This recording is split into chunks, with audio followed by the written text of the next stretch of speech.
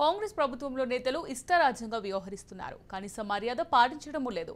చిరుద్యోగులపై కూడా ప్రతాపం చూపుతూ భయభ్రాంతులకు గురి చేస్తున్నారు. మేడ్చల్ మున్సిపాలిటీ వైస్ చైర్మన్ కుమారుడి మున్సిపాలిటీ ఎలక్ట్రీషియన్ దుర్భాషలాడిన ఆడియో వైరల్ గా మారింది. నేతల దౌర్జన్యాన్ని ఆ ఆడియో స్పష్టం చేస్తోంది. మంగళవారం జరిగిన ఘటన ఒకరోజు ఆలస్యంగా వెలుగులోకి వచ్చింది. Medchal municipality vice chairman Cheerla రమేష్తో వీధి దీపాల విషయంలో ఎలక్ట్రీషియన్ రఫీక్తో వాగ్వాదం జరిగింది. ఈ విషయాన్ని తెలుసుకున్న వైస్ చైర్మన్ కుమారుడు ఆకాష్ రఫీక్కు ఫోన్ చేసి నాన్న దుర్భాషలాడాడు. ఇంటికి వచ్చి సారీ చెప్పాలని బెదిరించాడు. లేదంటే చంపేస్తానంటూ వార్నింగ్ ఇచ్చాడు. దీంతో చైర్మన్ కుమారుడితో తనకు ప్రాణహాని ఉందని, ఈ విషయంలో తనకు న్యాయం చేయాలని బాధితులు ఫిర్యాదు చేశారు. కాగా వైస్ చైర్మన్ కుమారుడి ఆడియో ప్రస్తుతం వైరల్ గా మారింది. చైర్మన్ కుమారుడితో తనకు ప్రాణహాని ఉందని, ఈ విషయంలో తనకు న్యాయం చేయాలని బాధితులు ఫిర్యాదు చేశారు. కాగా వైస్ చైర్మన్ కుమారుడి ఆడియో ప్రస్తుతం వైరల్ గా మారింది.